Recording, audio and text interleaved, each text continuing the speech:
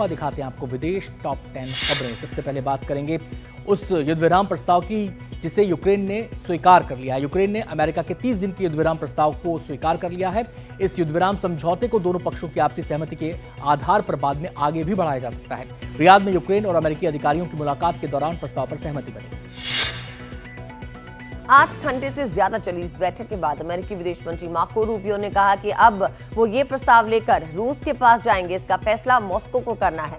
साथ ही America Ukraine की मदद के साथ खुफिया सूचना साझा करना फिर से शुरू कर देगा, जो ट्रंप ज़ेलेंस्की विवाद के बाद बंद हो गया था। मॉरिशस दौरे पर गए प्रधानमंत्री नरेंद्र मोदी को वहां का सर्वोच्च सम्मान दिया गया है। उन्हें सम्मान भारत मॉरिशस को मजबूत करने में उनके योगदान के लिए दिया गया है। पीएम मोदी इस सम्मान को प्राप्त करने वाले पहले भारतीय हैं, जबकि ये उनका 21वां अंतर्राष्ट्रीय सम्मान है। आज प्रधानमंत्री मोदी मॉरिशस के राष्ट्रीय दिवस समारोह में मुख्य अतिथि के तौर पर शामिल हो रहे हैं। कल उन्होंने भारतीय समुदाय को संबोधित करते हुए कहा कि भारत और मॉरिशस के संबंधों में मधुरता बढ़ी है। साथ ही उन्होंने सर्वोच्च नागरिक सम्मान दिए जाने पर कहा कि ये भारत और मॉरिशस के ऐतिहासिक संबंधों का सम्मान है। स्टारलिंक जल्द ही भारत में दस्तक देगा। एलॉन मस्क की कंपनी स्पेसएक्स ने भारतीय टेलीकॉम कंपनी एयरटेल के साथ पार्टनरशिप की है। इसके तहत स्टारलिंक सैटेलाइट इंटरनेट को भारत में लॉन्च किया जाएगा। हालांकि अभी स्पेसएक्स को भारतीय अथॉरिटीज से लाइसेंस मिलना बाकी है।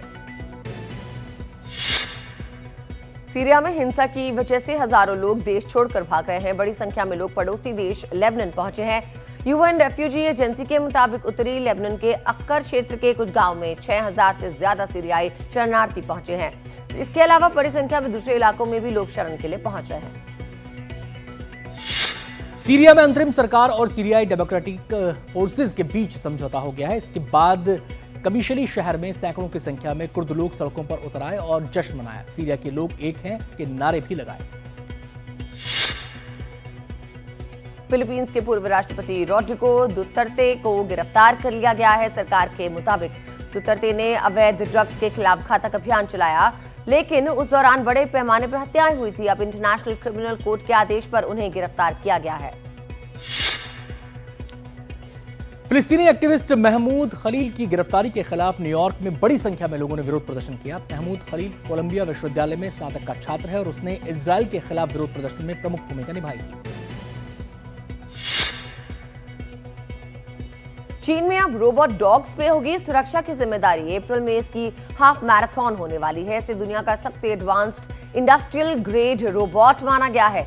इसके सर में एक मल्टी स्पेक्ट्रल कैमरा और सर्च लाइट होती है। ये किसी भी तरह के वातावरण और मौसम में काम कर सकते हैं। इन रोबोट्स की जिम्मेदारी ग्राउंड इंस्पेक्शन और सुरक्षा की होगी।